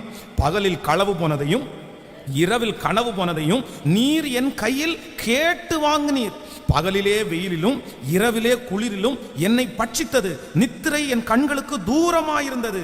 இவ்விதமாக பாடுபட்டேன். இந்த 20 வருஷ காலம் உம்முடைய வீட்டில் இருந்தேன். 14 வருஷம் உம்முடைய 2 குமாரத்திகளாகவும் 6 வருஷம் உம்முடைய மந்தைக்காகவும் உம்மிடத்தில் சேவித்தேன். 10 முறை என் சம்பளத்தை மாற்றினீர். என் பிதாவின் தேவனாகிய ஆபிரகாமின் தேவனும் ஈசாக்கின் பயபக்திக்குரியவரும் என்னோடு இராமற் போனால் நீர் இப்பொழுது என்னை வெறுமையாய் அனுப்பிவிட்டிருப்பீர். தேவன் என் சிறுமையையும் என் கையின் பிரயாசத்தையும் பார்த்து நேற்று ராத்திரி உம்மை கடிந்து கொண்டார் என்று சொன்னான். ஹலோ, கவனிங்க, இங்க யாக்கோபு கொடுக்கிற ஸ்டேட்மெண்ட் தான் இப்படி கொடுக்கிறாரு. தன்னுடைய மாமனார் இவன் தன்னுடைய வீட்டை விட்டு இனி இந்த வீட்டில் நான் இருக்க முடியாது அப்படின்னு சொல்லி கிளம்பி தான் ஒரு தனி குடித்தனமாய் வாழ்வதற்காக தன்னுடைய பிரயாணத்தை பண்றான். அப்போ அவனுடைய மாமனார் அவனை துரத்தி வர்றாரு, அவனை கொல்லணும்ன்றது மாதிரி துரத்தி வர்றாரு. இப்ப தன்னுடைய மாமனாரை பார்த்து கேட்கிறான், என்னுடைய தட்டு முட்டுகளை எல்லாம் தடவி பார்த்தீரே, என்னத்தை கண்டுபிடிச்சீரு? நீங்க என்னத்தை கண்டுபிடிச்சீங்க? பேரு உங்க மருமக.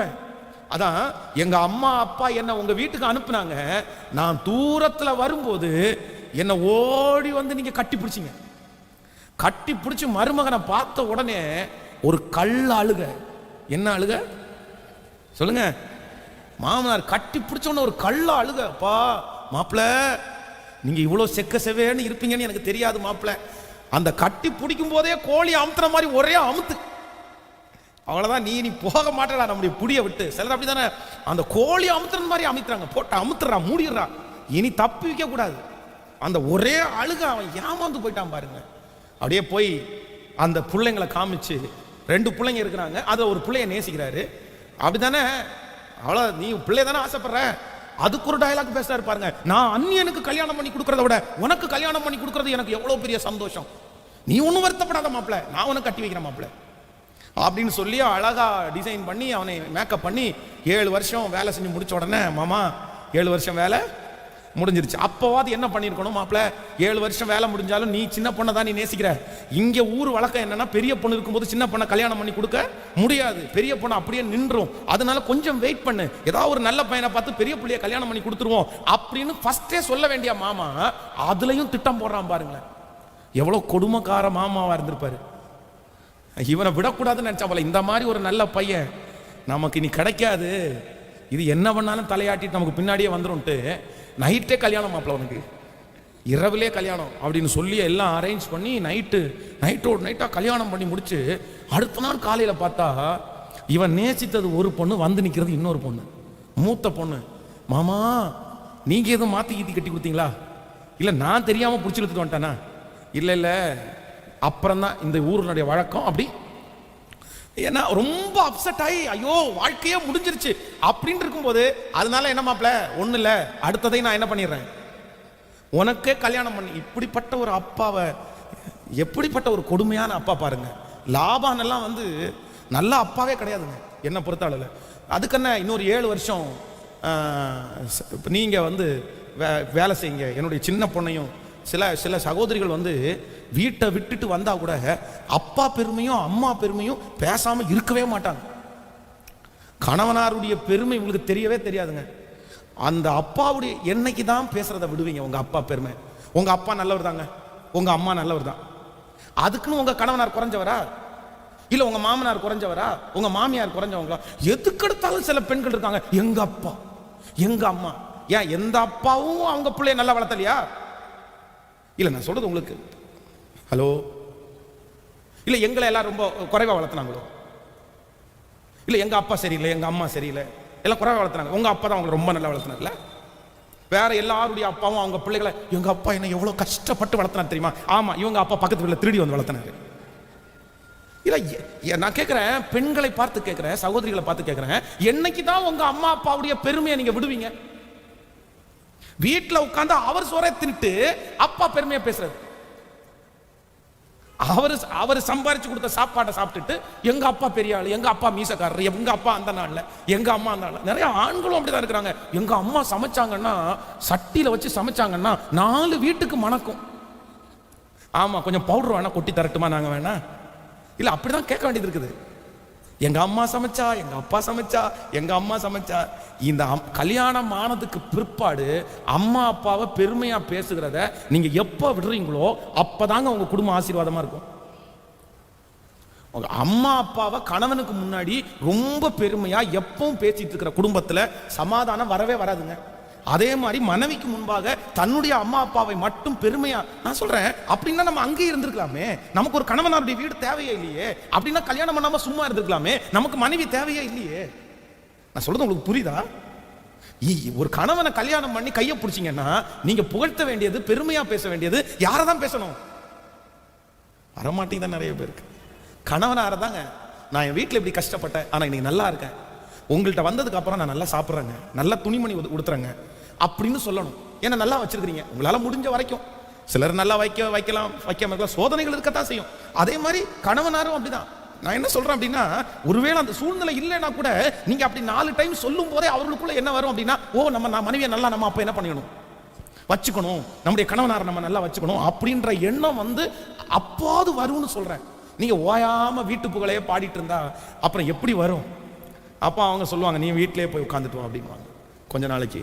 ஆனா அப்போ இந்த அம்மா, இந்த சிஸ்டருடைய அப்பாவை பாருங்க, அடுத்த பொண்ணையும் வந்து திருமணம் பண்ணி கொடுத்துட்டாரு. அதோட நிப்பாட்டினாரா?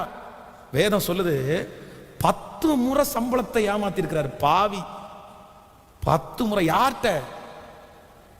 2 பிள்ளைய கல்யாணம் பண்ணி இந்த 2ஐயும் கையில வாங்கி வச்சிருக்கிற இந்த மாமனாரு 10 முறை அவன் சம்பளத்தையே வாங்கி. இன்னொன்னு சொல்றாரு, ராத்திரி களவா போனதை யார் கொடுத்தா? நான் கொடுத்தேன். பகல்ல களவா போனது நான் கொடுத்தேன். இதுக்கு மிஞ்சி ஏதாவது ஒண்ணு எவனாவது திருடிட்டு போனா அப்படின்னா அதையும் என்கிட்ட கணக்கு போட்டு கேட்டு, கணக்கு போட்டு, மாமனார் கணக்குல கெட்டி கணக்கு போட்டு கேட்டு வாங்கிட்டாரம்மா. ஆனா கடைசியில் ஒண்ணு சொல்றாரு, நான் சேவித்தவர், என் தகப்பனாகிய ஆபிரகாம், ஈசாக்கின் தேவனாகிய பயபக்திக்குரியவர், அவர் மட்டும் என் கூட இல்லைன்னா என்ன நீ எப்படி அனுப்பியிருப்ப அப்படின்னா வெறுமையா அனுப்பியிருப்ப. நான் ஒன்னும் இல்லாம போயிருப்பேன். இதா கிடைச்சிருச்சுடா, இவனை ஒரே அமுத்தி கொன்றுலான்னு நீ என்னை கொன்றிருப்ப. ஆனா ஈசாக்கின் பயபக்திக்குரியவர், என் முன்னோர்களுடைய பயபக்திக்குரியவர் என் கூட இருந்து என்ன ஆசீர்வதித்து இப்ப பல பரிவாரங்களை என் கையில கர்த்தர் தந்திருக்கிறார். உங்களுக்கு ஒரு நம்பிக்கை வேணும், உங்களுக்கு ஒரு விசுவாசம் வேணும். நான் நம்புறேன், மனுஷன் ஆதாயத்திற்காக உங்களை ஏமாத்தி கொண்டு போய் உட்கார வச்சு உங்களுடையது எல்லாத்தையும் உரியணும்னு நினைச்சாலும், இஸ்ரவேலின் பயபக்திக்குரியவர் மட்டும் உங்களோடு கூட இருந்தாரானால், இஸ்ரவேலின் நம்பிக்கைக்குரிய தேவன் உங்களோடு கூட இருப்பாரே ஆனால், நான் நம்புகிறேன் அங்கே இருந்து நீங்கள் வெறுமையாய் அனுப்பப்படுவது இல்லை. அவங்க உங்களை வெறுமையா அனுப்பணும்னு நினைக்கலாம், அவங்க உங்களை ஒன்னும் இல்லாம அனுப்பணும்னு நினைக்கலாம். ஆனா ஈசாக்கின் பயபக்திக்குரியவர் உங்களை விடவே மாட்டாரு. அப்ப இதுக்குத்தான் சொல்றது, கடவுள் பக்தி வேணும், ஆண்டவரோட நெருக்கமான உறவு வேணும், ஆண்டவரோட நீங்க ஐக்கியமா இருங்க அப்படின்னு ஏன் நாங்க திரும்ப திரும்ப திரும்ப சொல்றோம்னா, உங்களை அழிக்கவே நினைச்சாலும், உங்களை நீங்க வளரும் போது உங்களை மட்டம் தட்டி உட்கார வச்சாலும், உங்க எதிர்காலத்தை அழிக்கிறதற்கு அடிமையாக வச்சாலும், நீங்க ஆண்டவரோட நடந்தா கர்த்தரே அங்கிருந்து உங்களை உயர்த்தி உன்னதமான இடத்துல கொண்டு போய் உட்கார வைப்பாரு. உங்க ஆசீர்வாதத்தை தடுக்கிறதற்கு, உங்க உயர்வை தடுப்பதற்கு உலகத்துல ஒரு மனுஷனாலும் முடியாது, ஒரு மனுஷனாலும் முடியாது. அதைத்தான் யாக்கோபு சொல்றாரு, அவர் என் கூட இருந்து உன் கைக்கு என்ன பண்ணிட்டாருன்னா என்னை கிருபையாய் தப்புவித்தார். ஆமென். அப்போ ரெண்டாவது உங்களுக்கு ஒரு பெரிய நம்பிக்கை வேணும். ஃபர்ஸ்ட், பைபிளை தூக்குறவங்க கூட ஆதாயத்திற்காக உங்களை தேட முடியும். இரண்டாவது, இரத்த சம்பந்தமான உறவுகள் கூட ஆதாயத்திற்காக உங்களை பயன்படுத்த முடியும். பக்கத்துல கையை பிடிச்சு சொல்லுங்க, அக்கா தான். சொல்லுங்க, அக்கா தான். நல்லா சொல்லுங்க, அக்கா தான். உங்க அண்ணன் தான், உங்க கூட பிறந்த அண்ணன் தான், உங்க மச்சான் தான், உங்க மாமி தான். ஆனா அவங்க கூட ஆதாயத்திற்காக மட்டும் உங்களை என்ன பண்ண முடியும்? சொல்லுங்க. நிறைய அக்காவுக்கு, தங்கச்சிக்கு, அண்ணனுக்கு செஞ்சு செஞ்சு செஞ்சு செஞ்சு தங்களுடைய வாழ்க்கையை கவனிக்காம, தங்களுடைய குடும்பத்தை கவனிக்காம இன்னைக்கு ஒன்றும் இல்லாம நிக்கிறவங்க எத்தனை பேர் தெரியுமா? எத்தனை பேர் தெரியுமா? நான் சொல்றேன், நீங்க ஸ்திரப்படுங்க, உங்க குடும்பத்தை ஸ்திரப்படுத்துங்க. உங்க அக்காவுடைய குடும்பத்தை அவங்க பார்த்துக்குவாங்க, உங்க அண்ணன் குடும்பத்தை அவங்க பார்த்துக்குவாங்க, உங்க சித்தப்பா குடும்பத்தை அவங்க பார்த்துக்குவாங்க, உங்க தம்பி குடும்பத்தை அவங்க பார்த்துக்குவாங்க.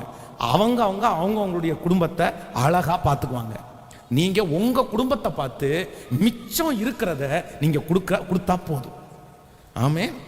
நீங்க இன்னொருத்தரிடத்துல இருந்து கடன் வாங்கி இன்னொருத்தரிடத்துல ஜாமீன் நின்று உங்க அக்காவையும் உங்க அண்ணனையும் காப்பாத்துறதுக்கு நீங்க போக வேண்டிய அவசியம்? உங்கள்கிட்ட இருக்கிறத கொடுங்க, தப்பு இல்லை. இன்னொருத்தரை நடத்தணும்னு தான் வச்சிருக்கிறாரு, உதவி செய்யறதுக்கு தான் வச்சிருக்கிறாரு. ஆண்டவர் உதவி செய்யறவங்களை கத்த தேடுறாரு. ஆனா ஒன்றை கவனிங்கள், நீங்க ரொம்ப ஜாக்கிரதையா இருக்கணும். ஆதாயத்திற்கு மட்டும் நம்மளை தேடுறவங்கள்ட்ட நம்ம எப்படி இருக்கணும் அப்படின்னா ரொம்ப கவனமாய். ஹல்லேலூயா. கைகளை உயர்த்தி சொல்லுங்க, ஆண்டவரே என் சொந்தக்காரங்களிடத்துல கூட நான் ஜாக்கிரதையா இருக்கிறதற்கு.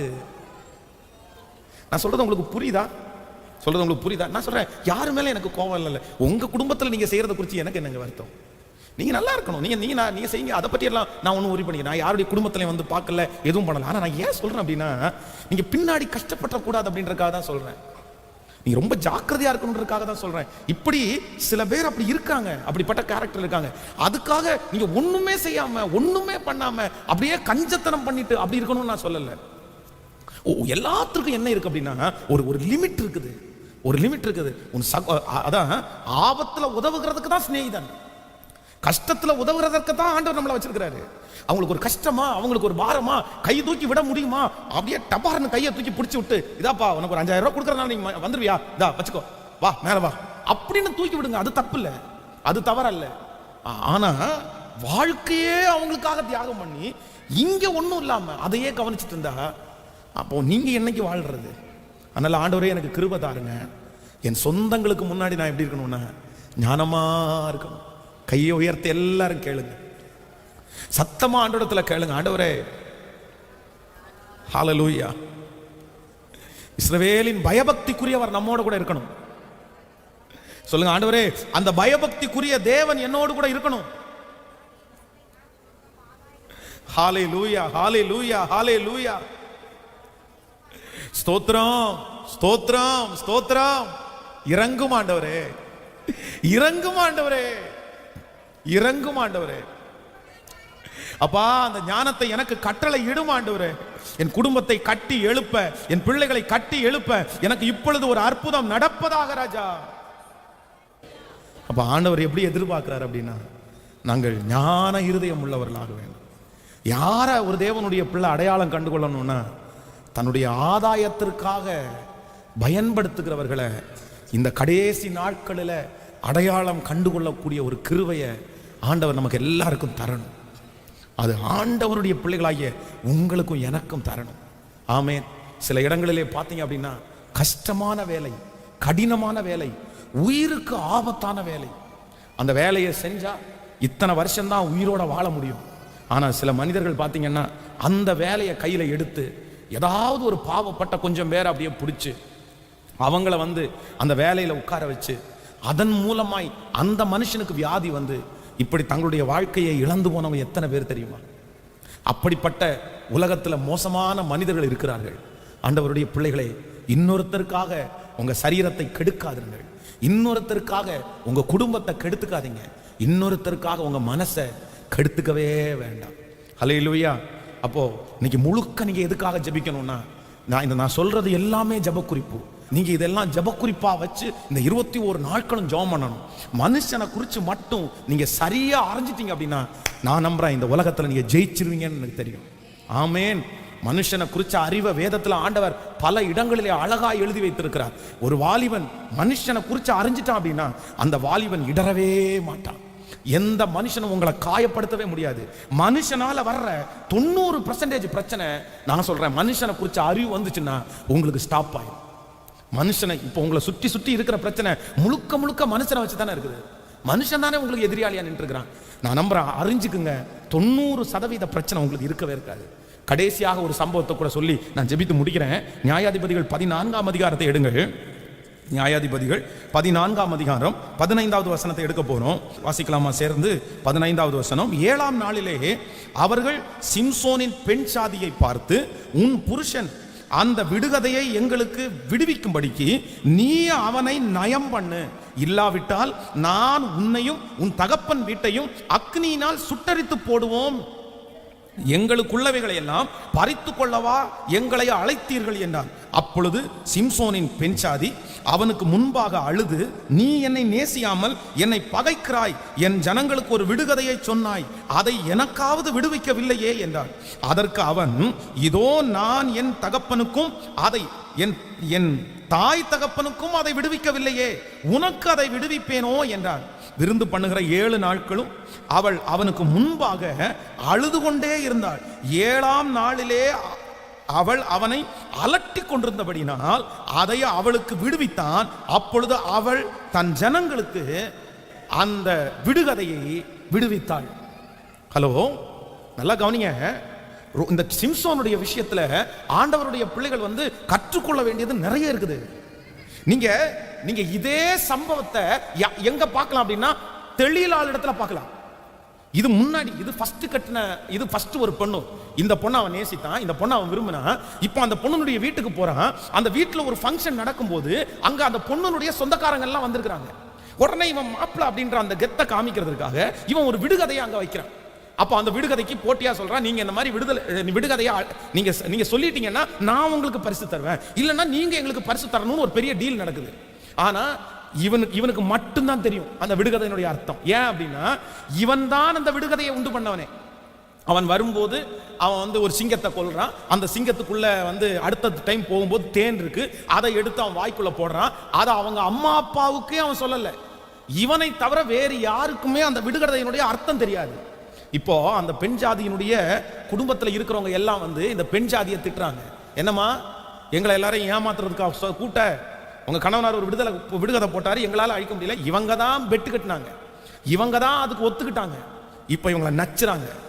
இந்த அம்மா சொல்லுது இவரை பார்த்து, அந்த விடுகதையை எனக்கு சொல்லுங்க அப்படின்னு. உடனே இவன் சொல்றான், எனக்கு அந்த மாதிரி விடுகதையை சொல்ற பழக்கம் நான் எங்க அம்மா அப்பாவுக்கே சொல்லல, உனக்கு நான் சொல்லுவேனா? ஆனா இந்த அம்மா எத்தனை நாள் அடம் பிடிக்குது சொல்லுங்க? 7 நாள் இந்த அம்மா என்ன பண்ணுது? அழுதுட்டே இருக்குது. இன்னும் அழுதது மட்டுமல்ல, இவனை அலட்டிக்கிட்டே இருக்குது. சொல்ல மாட்டியா, சொல்ல மாட்டியா? இந்த டென்ஷன் தாங்க முடியாம வேதம் சொல்லுது, இந்த சிம்சோன் தன்னுடைய அந்த இருதயத்தில் இருந்த அந்த விடுகதையினுடைய அர்த்தத்தை சொல்லி கொடுத்துட்டான். அதற்கு பிறகு விடுகதையும் ஆன்சரும் சொல்லி அவர்களுக்கு கொடுக்க வேண்டிய பரிசை இவனே கொடுக்க வேண்டிய சூழ்நிலையில தள்ளப்பட்டான். ஒன்றிலையாவது இப்படி நம்மளை இந்த பொண்ணு ஏமாத்திருச்சு, நம்ம இனி இப்படி பண்ணக்கூடாதுன்னு நினைச்சான்னு தெரியல. அடுத்ததும் பார்த்தீங்கன்னா இதே மாதிரி ஒரு பிரச்சனையில தொழிலாளிடத்துல தன்னுடைய கண்ணையே இழந்துருவான். இந்த சத்தத்தை கேட்கிற அன்பு தேவனுடைய பிள்ளையே, நீங்க சிலர் ஒரே ஒரு காரியத்துல தான் மறுபடியும் நீங்க விழுவீங்க. ஒரு காரியம் தான் உங்களுக்கு ரொம்ப வீக்கா இருக்கும். நீங்க எல்லாத்தையுமே ஜெயிச்சீங்க, நீங்க எல்லாத்துலயுமே பெர்ஃபெக்ட். கழுதையினுடைய தாடை எலும்பில் 1000 பேரை கொண்டாச்சு. பட்டணத்தினுடைய வாசலுடைய நிலைக்காலை எடுத்து தோல் மேல வச்சு நடந்தாச்சு. 300 நரிகளை பிடிச்சி வாளோட வால் சேர்த்து கட்டி அனுப்பியாச்சு. எல்லாத்துலயுமே ஜெயிச்சாச்சு. ஆனா இந்த சிம்சோனுக்கு இருக்கிற ஒரு பெரிய வீக்னஸ் என்ன அப்படின்னா, பொண்ணுங்க விஷயத்துல இவன் ரொம்ப வீக்கா இருந்தாங்க. இது ஒரு பெரிய படிப்பினை அல்லவா?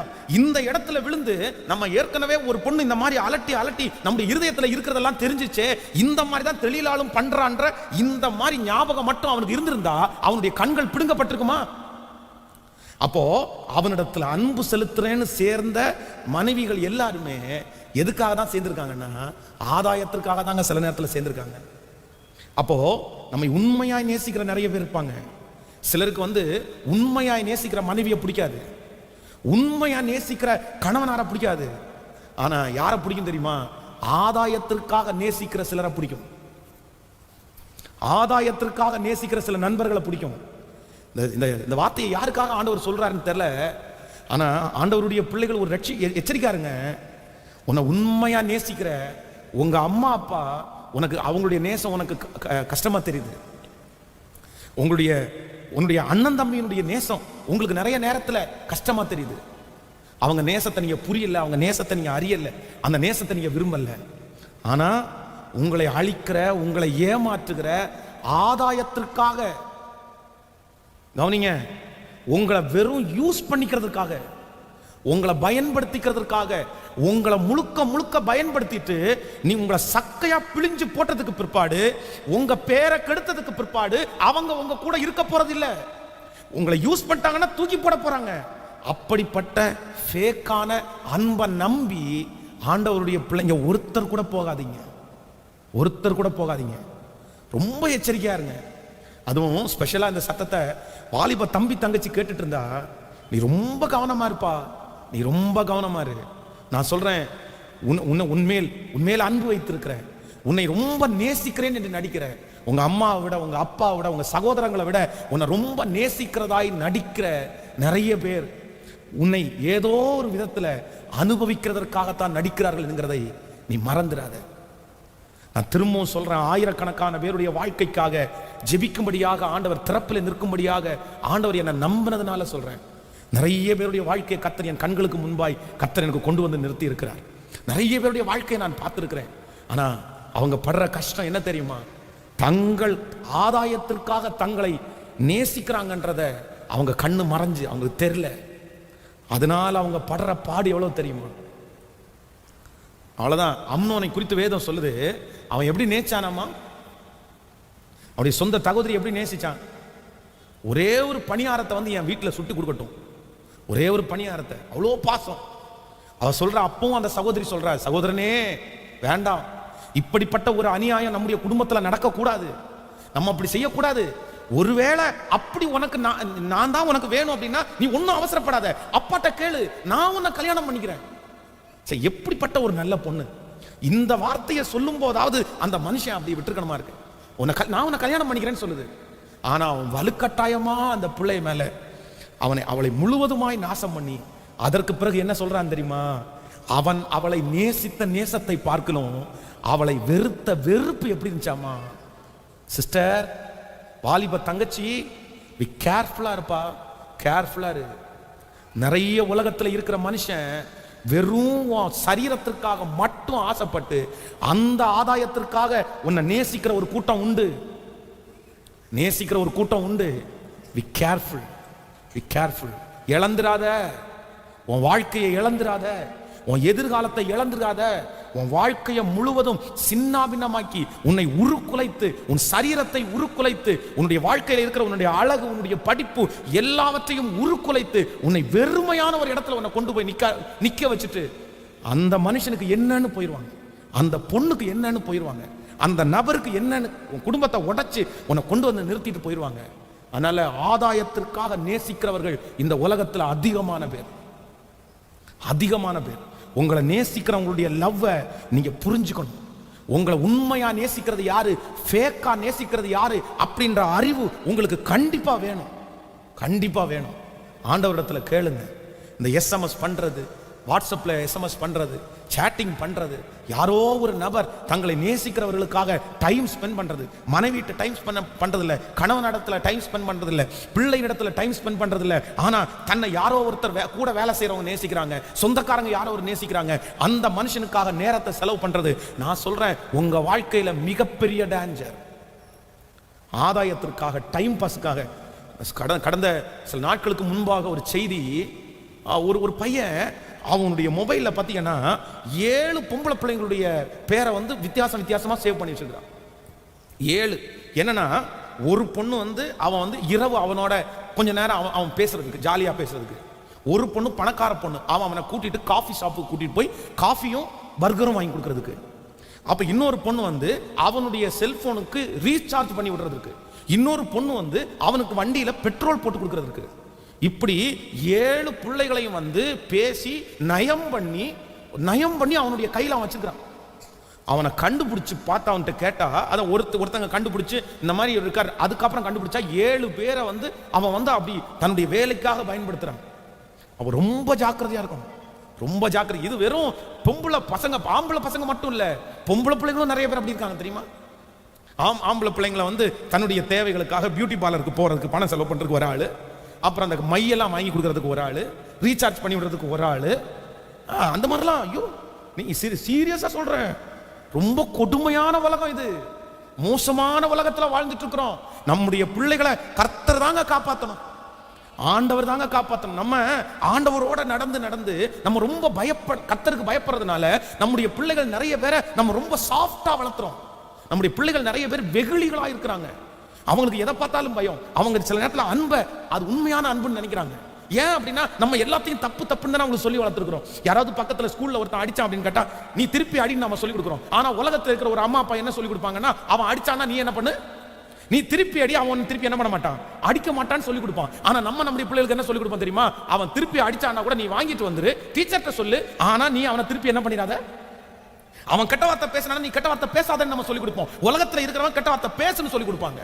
அப்போ நம்முடைய பிள்ளைகளை சின்ன வயதுல இருந்தே நம்ம ஆண்டவருக்குள்ள பக்தியா வளர்த்துறதுனால நம்முடைய பிள்ளைங்க நிறைய பேர் ரொம்ப சாஃப்டா, ரொம்ப நல்ல பிள்ளைகளா கூட இருக்கும். ஆனா உலகம் அவங்களை கெடுத்துரும்.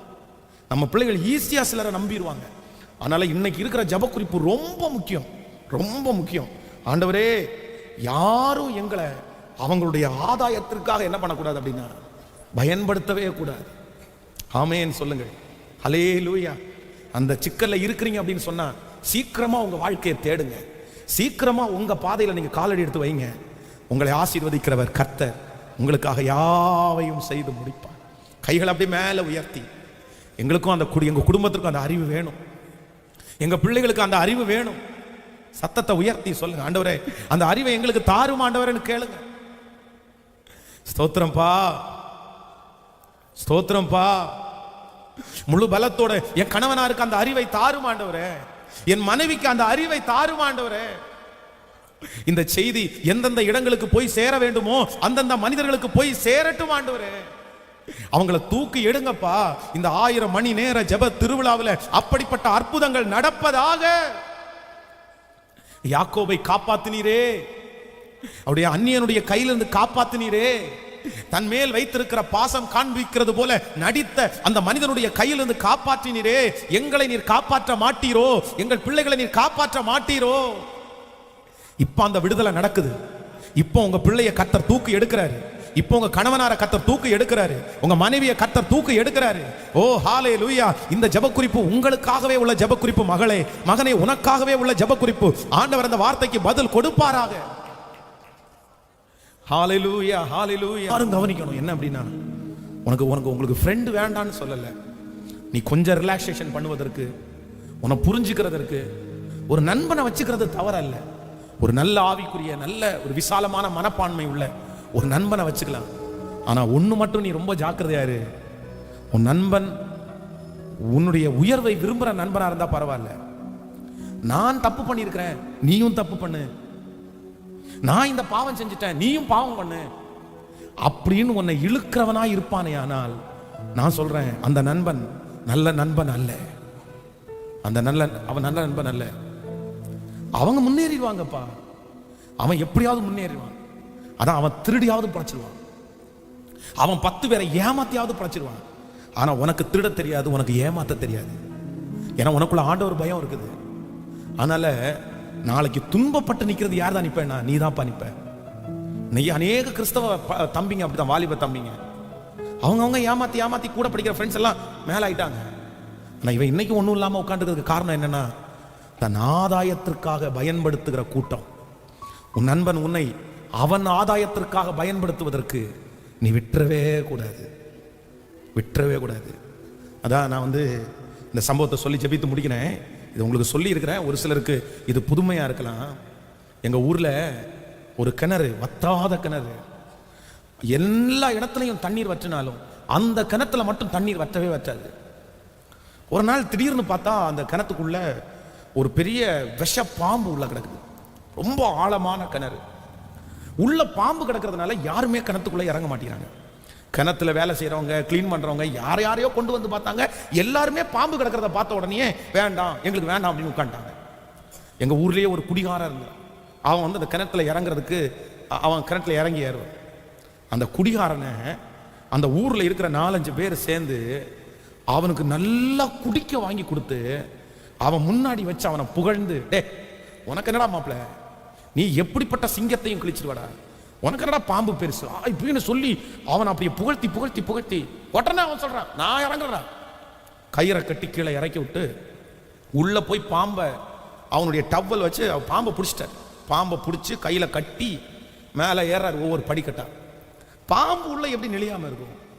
பாம்பு உள்ள நெளிஞ்சு மேலே வரும்போது இவர் கால், அங்க இருக்கிற கிணற பார்த்தீங்க அப்படின்னா 2 கால் 2 குழிக்குள்ள இருக்கும், 2 கை இப்படி இருக்கும். அப்படிதான் ஏறி தான் வரணும் மேலே, அப்படிதான் வருவாங்க. அப்போ இவர் 2 காலையும் வச்சுட்டு கையை விட்டு நம்ம நிக்கலாம். அந்த கையில குடி போதை வேற.